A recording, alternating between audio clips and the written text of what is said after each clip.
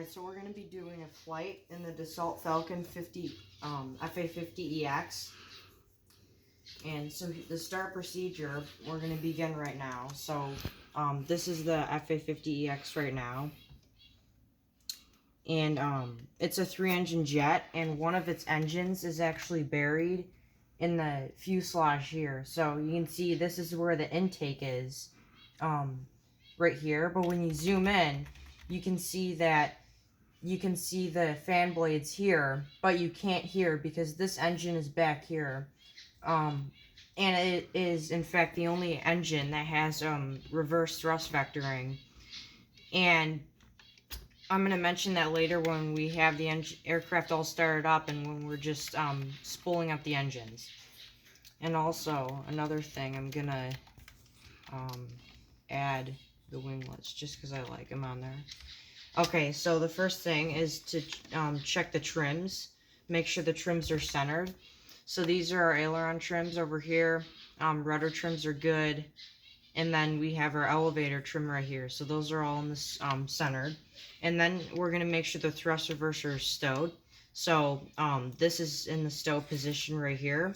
And you're going to just pull the throttle back and make sure that that's all the way back here. Instead of up like that. This should be in the up position if it's in reverse. Then we're going to apply the parking brake. So right now this is emergency brake and this is the parking brake because you can see that's that little notch. And then we're going to set the generators 1 and 2 to battery 1 position and 2 and 3 to the battery 2 position. And I know that if these switches are facing in this direction, then I know that's battery 2. So next thing we're going to do is turn on the autopilot. So, I'm sorry, APU, that's what I meant. Oh wait, we need to turn on the batteries first. So the batteries are now on, and you can now hear that they're starting up. And then we can start activating the APU. So this is the master switch, and then you can turn on the start stop. And then we can also turn on this switch here, and that turns on the bleed air for the APU. And you can hear it spooling up now. The next thing we're going to do is turn on the external power just because we're starting up the aircraft and we might need it just to keep the aircraft running. Then we're going to set the computers to manual, all 3 of them. Then I just kind of turn on the dome lights because it's kind of dim in the cockpit. And then another thing you could do is turn on a lot of this stuff. So the shield, that's this piece here. And then you could turn on, these are the switches near the pilot, and then you could do the stuff near the co-pilot, and also the overhead panel, which lights up this entire piece here. And then we're going to turn on the booster pumps for our fuel, and we're also going to even out the fuel, because sometimes it's not always evened out when you open a scenario on the simulator. And then we can turn on the extra fuel reservoir pumps, I think that's what that is. And then the pitot heat, we're going to make sure that's on for pilot and co-pilot. And of course, just to double check, we got the, now we're going to do the bleed air. So we can set the holding patterns. So this is 1, this is 2, and this is 3. And then we turn on the bleed air over here and make sure it is isolated. Then we set our lights to navigation instead of nav logo. The logo lights appear right on the tail over here. And I think it's a light that might be right here or right here, and it just shines on the tail. Now at daytime you can't see the light just because it's a light shining on a solid material. It's not shining outwards. But at nighttime it lights up the tail because it's white, or it's a lighter color if you have a different paint job on the plane. And what that does is it just makes the airplane much more visible in on a clear day at nighttime. And next thing we're going to do is turn on our anti-collision to red, because we don't need all of them. It's not nighttime or anything. And then we're going to set these to the on position, and later when we take off we can set these to pulse. And of course we're going to turn on our taxi light just because we're sitting on the runway. Then we're going to turn on the emergency light, or we should arm it. So this is the emergency light here. The on position is when you have that lit, and arm is when it's off and it's in the upright position. And then next thing we're going to make sure is our engines are set to ground start. And then we're going to activate the engine starters. So always in this jet, you have 3 engines, of course. This one, as I mentioned before, it's buried in the tail. So this one we're gonna start on departure, and we're just gonna get number 2 and then number 1 and then number 3 running in that specific order. So we're gonna do that, and we're gonna start engine number 3, 1, 2. That's what I meant. So number 3 and 1, and you can see they're spooling up here. And then sometimes the engines, sometimes they don't always start. So this looks pretty good actually. That one jumped, and this one jumped, so that looks good. So we don't need to reopen the fuel valve, because sometimes you do. And then it finally starts after that. And then now that we have our engines running, we can turn on the avionics. So it's kind of an odd spot to put it, but here's the avionics right here. That's number 1. That's number 2. And as you can see, that turns on here. And actually, the plane could run on one of these, I think. If you turn off one of them, either one, you can see everything still operates. It's just you have to, just as an auxiliary, but normally you just leave both of them on. Then we're going to turn the isolation from the bleed air and stuff. We can turn off the APU. So this we're going to turn off. So this switch cannot be turned off unless this switch is on. So this has to be on in order to turn this off. So turn this off, and now you can hear it spooling off. Turning off. And now the master switch is off, and we can now turn off this switch here. Isolation is on, bleed air is on, holding patterns are good. And then now we can turn off the external power here and turn on the flight norm, which means we're also using battery 2 and generator 3. And now we can set the computers to auto. And everything is now complete. I think we're ready to go. And it looks like we have oil, low oil pressure on engine number 2. That's because we haven't started yet. The fuel flow, of course, is down on this engine because we only have, but it's going down because we just shut off some of the APU systems. And we could set this to the off position because some planes, the master warning system, or the MWS, it automatically turns on when you turn on the batteries, and then you just click it, and that's how it just automatically turns itself on as a test. And all you have to do is click the reset, or click the warning itself to turn it off. And then what we're going to do, we're going to turn off these pumps, the reservoir pumps, our extra fuel reservoir pumps. And then, so before you turn off the crossfeed, you have to always turn these to the off position, and then you set these off. And we could leave these on if we wanted to, because it's a low-wing aircraft, of course. And then we can start turning on engine number 2. So we can turn this to the on position, and you can see it'll start spooling up. And then it'll take a moment to start up because it's buried. So of course this one takes a moment just to get the percents up. So this one looks good. And then you could just give it a little bit of power if you really want to, just to get the engine up more easily. The master warning is going to turn on. I don't know why it does. It just decided to. And then we're going to start going. So we're going to, this is in the stow position. This is off. Slats, we're going to deploy the slats. And those are these pieces on the wing here. They come down, and they just shape the airfoil differently. Better configuration for takeoff. And then if you keep putting stuff down, you get 20 degrees of flaps, 40 degrees of flaps, and then you have a nice indicator here, which has your air brake, your flaps, and your slats are right here. So right now it's coming down. I'm sorry, that's 48 degrees, I think. I didn't read. Oh wait, yeah, I think it says 48 degrees. So this means your slats or flaps are coming down or going up. This means your slats are locked. This, if it's kind of hard to see actually, but that's on, that's off. If you zoom out, it's kind of difficult to notice. But if this light is on, that means your air brake's activated. That's these here, your spoilers, all three of them come up. And sometimes you can turn them, you can set these to 0, 1, or 2. And that depends on how many you want activated, because there's 3 on each wing. We're going to set those the opposition right now. And then, of course, you put the flaps up. That indicator is going to show them going up. And now it's coming out 48 going into 20. And then if you really want to put those up, now the slats are coming up. And then once you see, now that's off, which means that the slats are now up. So that's how that indicator works. So of course we're just going to leave the slats out just because we're taking off. And we turn on engine number 2. So I think we're going to start going. So we're just going to crack it at 50% for the power. And then once it gets to 50, just give it full. No takeoff. Take off the parking brake. That master warning will go off. And now we can take off.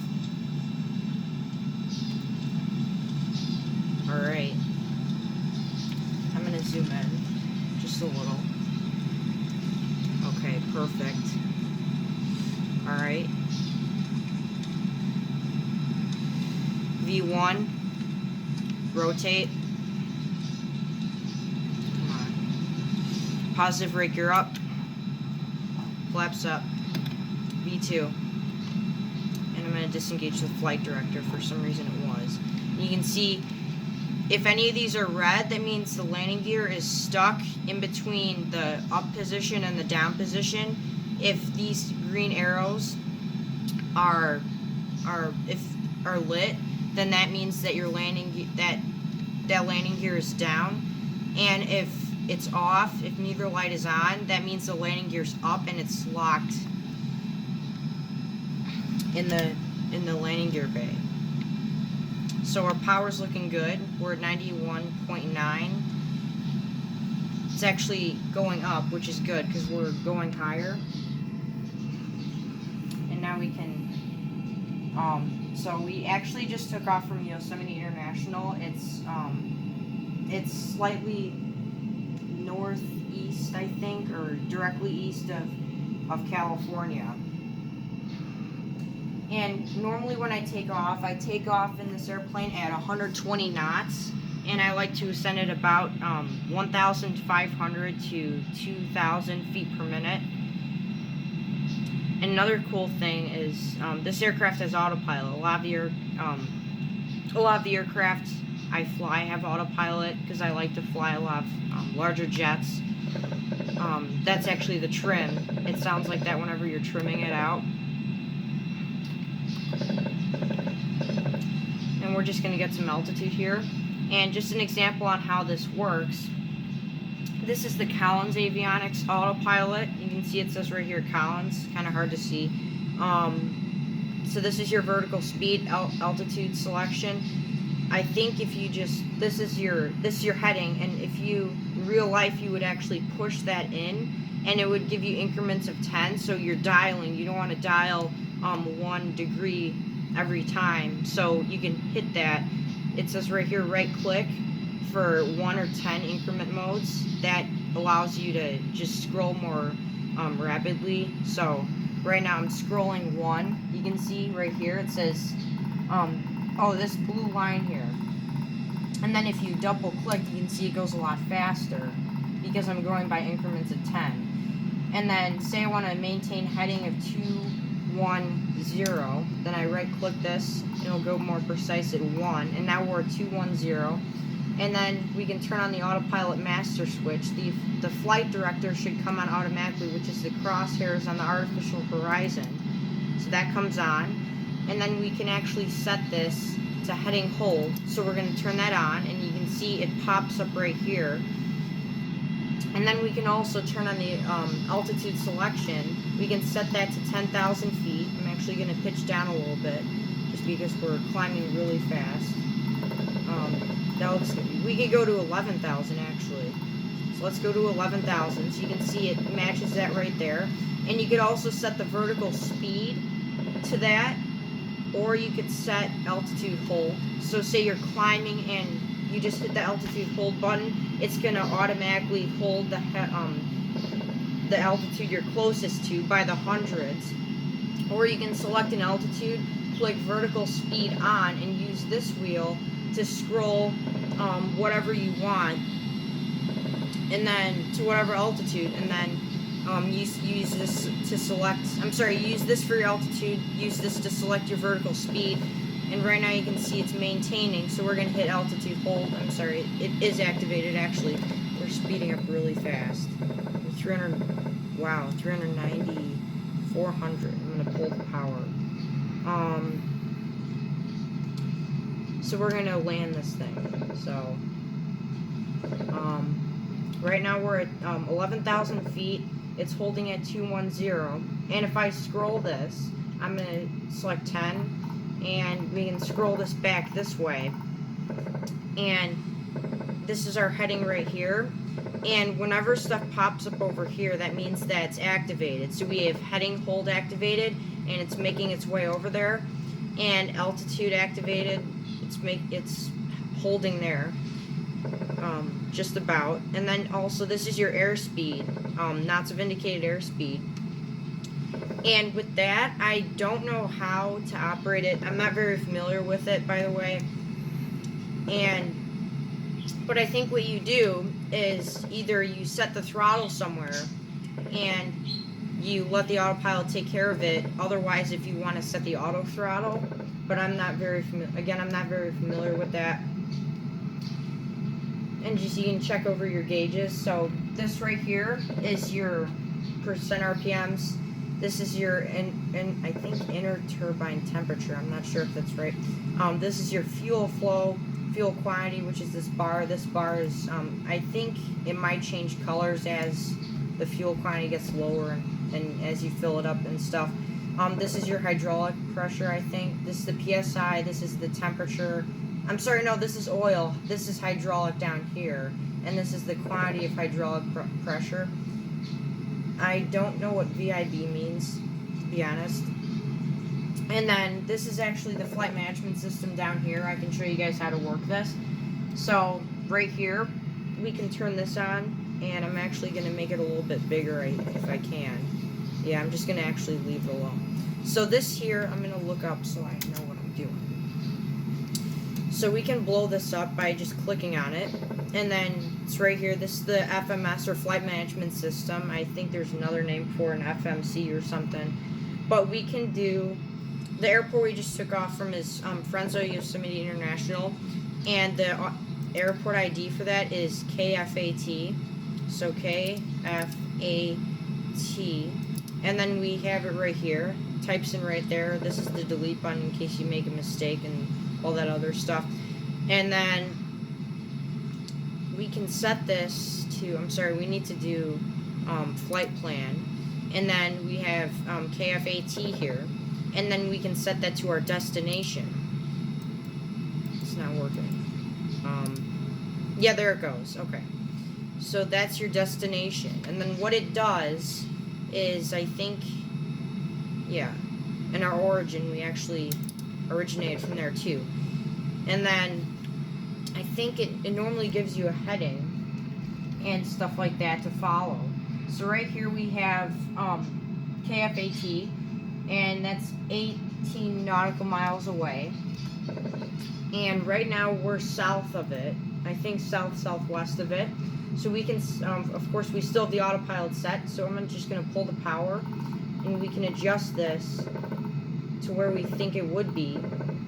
And this is actually set. This is the arrow that I think is the course heading for that airport, because we set it on the FMS. This is the distance between the two airports. So I actually set it from here to here, the same airport, and that's why it's distance 0, because you don't need to go anywhere. It's the same thing. And then this is your route. It gives the ID twice. And then this is the runway you're flying on. I was trying to get that to... I tried that before. I don't know why it wasn't working with the runway. but it just wasn't. And you can hear the trim. It's really loud, actually. And we can just get out of this here. And then our airport is, this is also the nice thing about these avionics is you have, speed's getting low. I really should have been paying attention. Oh, and another thing, if the power gets, I'm going to do this on purpose now, if you pull the power or if your aircraft's stalling, what it does is it adds flaps or slats. See, now I'm losing, so it's trying to help me out to maintain my altitude and my airspeed. So we can actually put those up. I'm going to disengage the autopilot just because it's pulling me into a stall. But it's neat because if you start losing your airspeed or altitude, it will try to correct that for you by adding in flaps or slats depending on how bad the stall is. So I'm actually going to trim down here, and we can start descending. I'm just going to leave the autopilot off. And also there's an approach mode on the autopilot, and that it's cool because you can actually type in the ID into the FMS, and then it will give you a course, or it will automatically follow a course for a IFR pattern into any airport. And it's kind of getting bumpy here with the turbulence. And a nice feature, actually, there's this map feature on Prepar3d. You can open this up, and this is our airport right here. As I said, we were southwest of it. So this is our airport. These are just some others around. So, and then also these, I don't know why it's showing both, but normally green, these green markers, these, I guess you could say crosshairs, follow into the runway. That is active. I don't know why it would be active on both, but it just is. Sometimes it shows that. It shouldn't though. And our airport is, I remember we're southwest of it. Alright, and then we also here, it also says my yaw damper is activated. So basically you could just let go of the rudder, you take your feet off the rudder pedals and it does that for you. But normally if you want to slip, we are planning to a forward slip or anything like that, then you would want to take that off. Or if you're crabbing, sometimes I think that the yaw damper would crab for you. It would recognize if you're going off the glide slope, or if you're not properly aligned with the runway. So I think it would do that too. And this thing also has situational awareness, so I can actually turn on the terrain radar, which is this. It says TERR. Let me actually blow it up. It says TERR RDR. That's terrain radar or something. And then you could turn that on, and it does infrared terrain. And that's, so I think yellow, there's certain altitudes for this stuff. Red means I think you're 100 feet above or you won't clear it, and then yellow is 1,000 or something like that. But it's interesting because if you're flying through the mountains and it's IFR conditions where there's low visibility, the nice thing about that is you can see where the mountains are, and it gives you good awareness of where you're headed and stuff like that. And as you descend, it's gonna reload itself to be, I guess you could say, to be more. It reloads itself so that your altitude is correct in relation to the mountains. And then it also gives you lakes, and these are also airport IDs that it gives you, these here. And sometimes, I don't know why, but sometimes they show up in purple and blue. Normally blue means towered, and purple means non-towered, but for some reason it sometimes shows them in different colors, even though it shouldn't. But anyways, KF-AT, it's highlighted in green because that's what we put in here for our FMS. I'm going to X out of this now. And our airport is, you can see right here. So we're heading towards it we're going right towards it. I need to actually turn into it a little bit. And again, I'm in California, so it's kind of mountainous, but I'm near the coast because I'm just west of the West Coast. It's right up here. I actually don't think you can see it that well. But oh god, I'm getting all messy. I'm not even looking the right way. There we go. So this is our airport right here. We're going to be landing there, of course. And San Francisco is just west of us, so we're pretty near the coast. Normally, most of California is actually is the mean sea level altitudes are all messed up, but we're close to the ocean, so it's not that bad. But of course, we do have mountains east of us. So normally, when I'm coming in for a landing, I like to come in at maybe 250 and then just start pulling power, but right now I'm a little fast.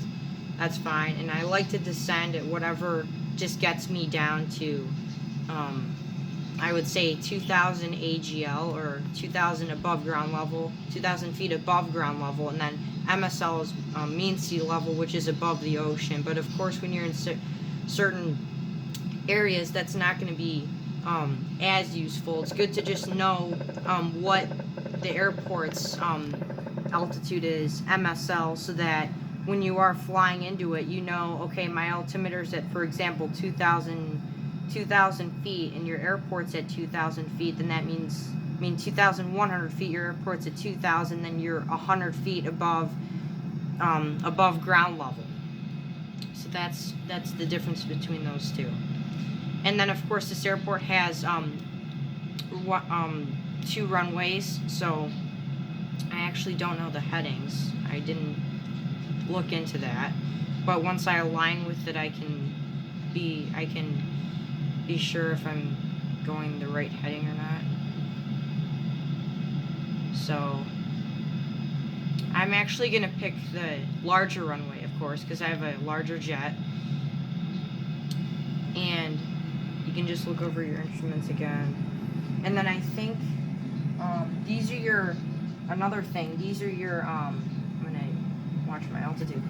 These are your trims, so these will help you know if your trims are centered or not. So of course I have this trimmed up a little bit. And again, this thing actually shouts out altitudes, like it has, it'll tell you the altitudes. Well, it just said 2,500, and I'm now at 2,500, but it said that when I was at 2,600. So when it says that, that means I'm 100 feet AGL. I'm sorry, MSL.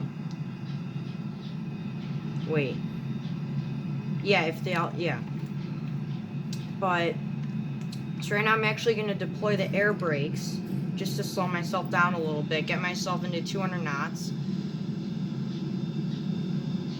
Because that's actually the speed for the slats. And then we can now deploy the slats just because we're pretty close to that airspeed. And then we can also deploy maybe a notch of flaps and also the landing gear. And that's going to start coming down. And airspeed's actually looking good once we deployed this air brake. And we're going to make sure that this is actually set to norm. So now we can use that if we need to. 500. Think rate. 400. All right. 300. We're doing good. Minimum 200. Actually pretty low, but it's okay. I'm going to give it a little bit of power and turn off the air brake. Whoa. 100. There we go. Perfect. Whoa. 50. Yeah, normally I would trim the aircraft for landing. 20. And that beeping, that's the ILS beacon. 10. Alright, now we're down. So now I'm not gonna deploy the brakes yet, but we can pull back the thrust reverser, and then I'm gonna deploy the brakes and get on the center line.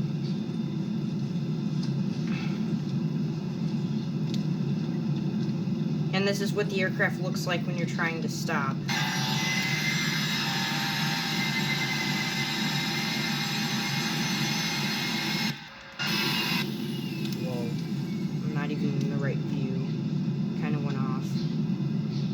we go.